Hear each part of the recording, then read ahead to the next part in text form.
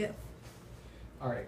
In 1989, a poll handed out to a random sample of Americans showed that 2/3 of them wanted state or federal legislation over college sports. And so therefore, the trustees of the Knight Foundation created the Knight Commission, which forced the NCAA to pass regulations regarding recruiting, academics, and financial aid for all college sports, not just the major ones.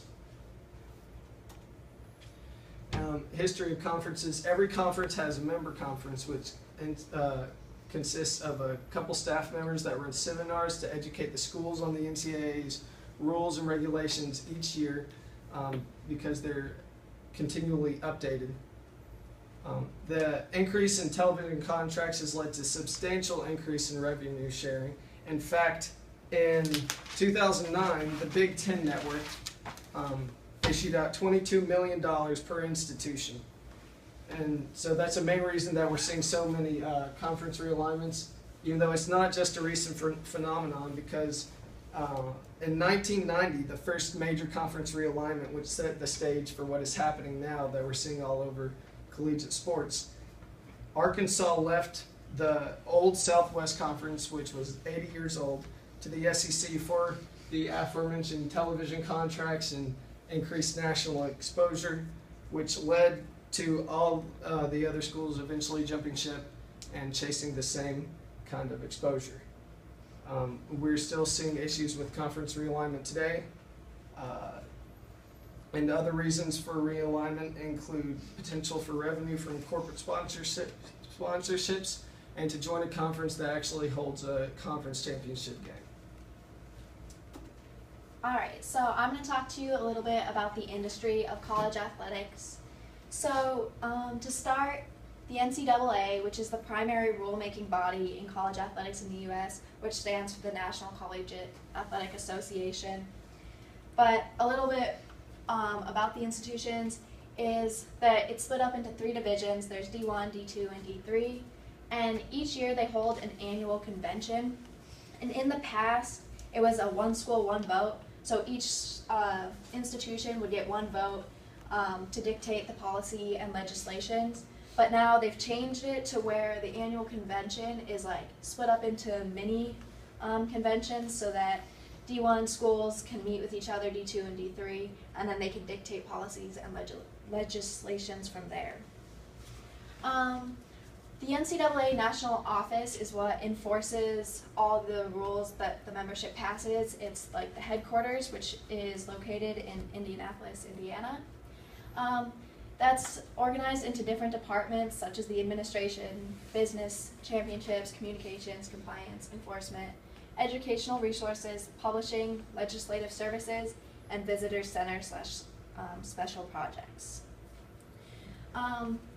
So now that you know a little bit about the industry, I'll tell you a little bit more about the current systems.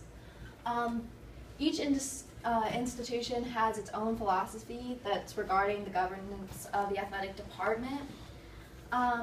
So for the first one, which is Division I or D1, it's known as the largest, and it's largest in terms of like the number of sports programs that it offers as well as the budgets. It's split into 2 different divisions based on the attendance. So there's the Football Bowl subdivision and the Football Championship Bowl. Division II or D2 institutions, they generally attract local athletes or in-state athletes. They usually can't have full rides because there's not enough money in the budget to give everyone a full ride, so they're generally on partial scholarships. And then the last division, which is D3, are institutions that are not allowed to give any money for athletics, but they base theirs more off of experience and participation, so it's getting the students involved as athletes rather than paying them to go to the professional level. And then one thing that should also be noted is that the conferences, all 3 of them, have additional rules and regulations that the NCAA doesn't put. They can add onto them just to have more regulations on each athlete in particular. So now that you know a little bit about the industry, I'm going to talk to you about some challenging issues. Coaches and administrators need to be aware of some of the following issues like financial, legal, and ethical impacts.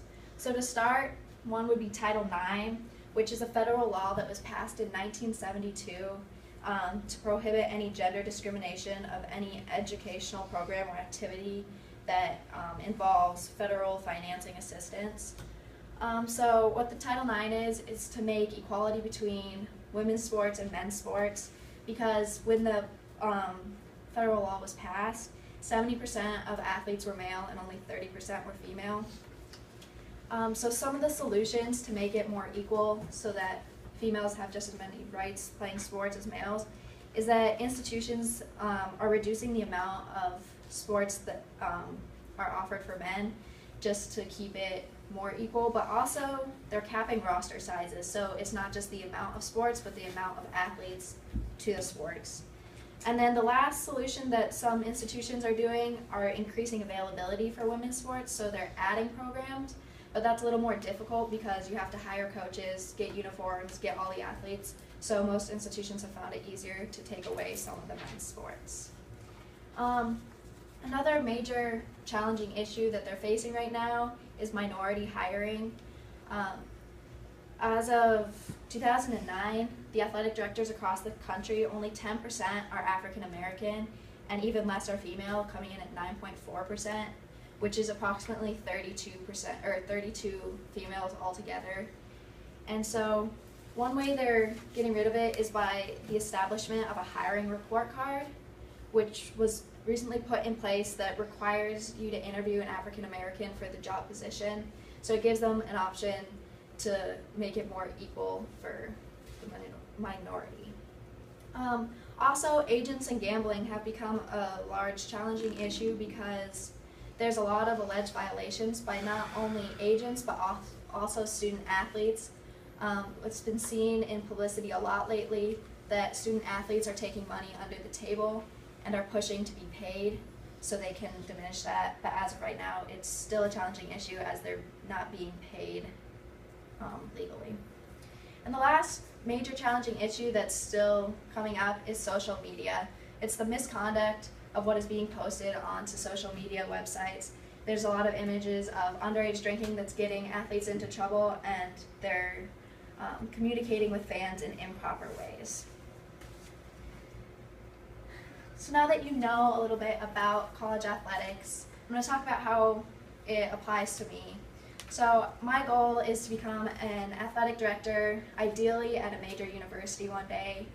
And after reading about college athletics, most ADs become ADs because they played a D1 college sport. But as we move on further into the future, it's becoming less athletes becoming ADs and more the educational side. So as I only play a club sport here, I'm looking to be more on the planning, on the educational route, and learning more about sports in general, and then taking the administrative side.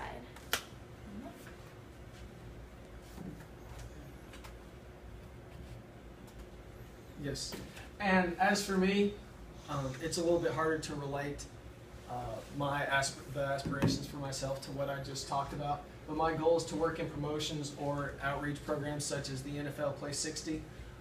But there's still a possibility that I would like to work in college athletics, and I would love to get college students involved with their community that they're obviously so important to.